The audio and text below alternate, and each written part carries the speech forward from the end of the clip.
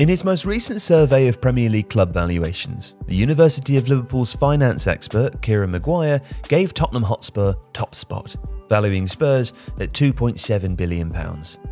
Forbes, in their annual ranking of the world's most valuable football clubs, broadly concurred, placing Spurs 10th on the list, valued at roughly £2 billion.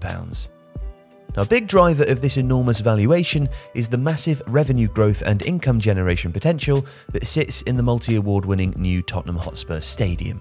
So, how much did it cost to get made, and how much income can it really generate?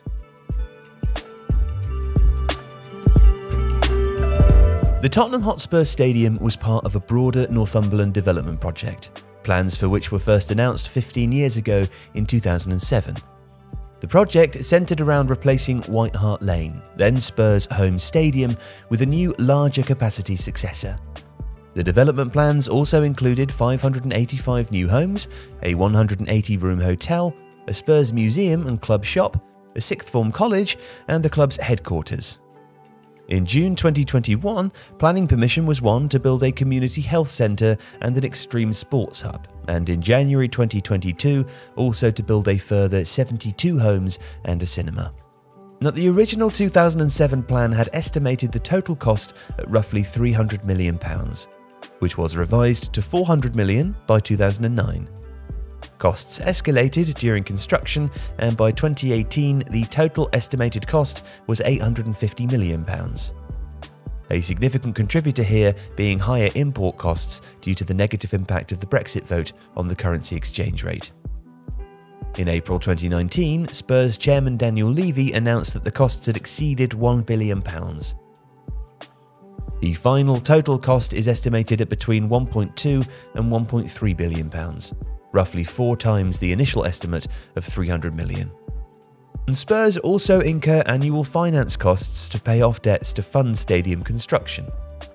Their gross debt stood at roughly £850 million in June 2021, by far the highest in the Premier League. Loan repayment terms, however, had been extended to 2051 at a 2.7% interest rate. Tottenham's annual finance interest cost is still roughly about £20 million, among the highest in the Premier League. So it's clear that this stadium cost a lot of money and was constructed well over budget. However, now that it's in place and the impact of the pandemic has passed, we should see it achieve full potential from a revenue perspective. And this is precisely what Daniel Levy and the Tottenham board are counting on to turn Spurs into a footballing powerhouse. So, what are the various revenue generation streams from the stadium, and how impactful are they likely to be? Well, there are 4 major arms. Firstly, match day income. Secondly, stadium tours and experiences. Third, non-football use cases, including concerts, NFL, boxing, rugby union, business events and conferences. And finally, naming rights. Additionally, the stadium will theoretically provide upliftment to the local North London economy through creation of thousands of jobs and higher spending in the local area. Match day income. The pandemic affected Spurs disproportionately compared to other football clubs because closed-door matches meant millions of pounds of lost revenue. The Athletic estimates that Spurs' new stadium brings in about £6 million in each Premier League home game, and the annual matchday income potential alone is upwards of £120 million. This translates to about £200 million of lost revenue between March 2020 and August 2021, or the core pandemic months.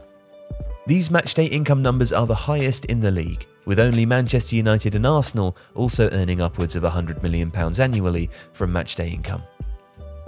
Stadium tours and experiences.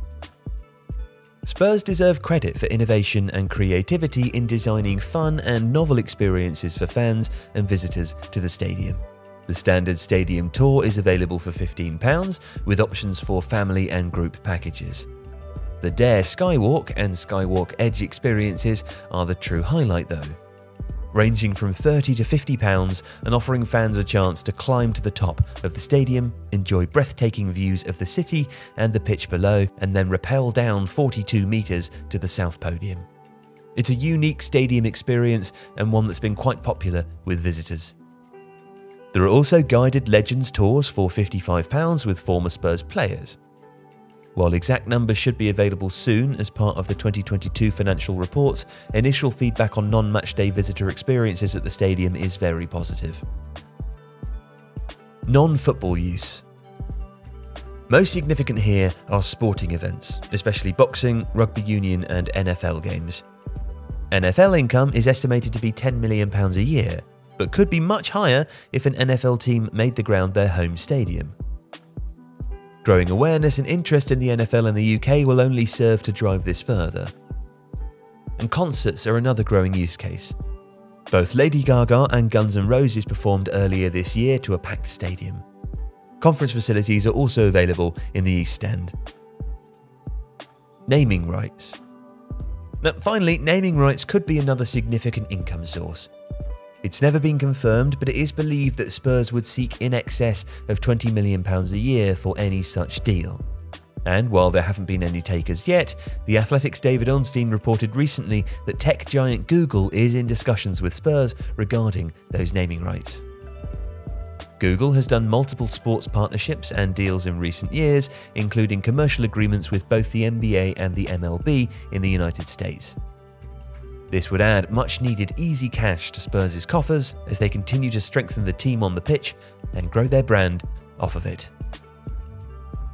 If you liked today's video, please consider subscribing to the channel. And if you did like it, you might be interested in How to Watch Football, Tifo's illustrated book. It's 52 rules for understanding the beautiful game on and off the pitch, and it is the perfect holiday gift. How to Watch Football is out now in stores and online. See the link in the description to find out more, and thank you for watching today's video.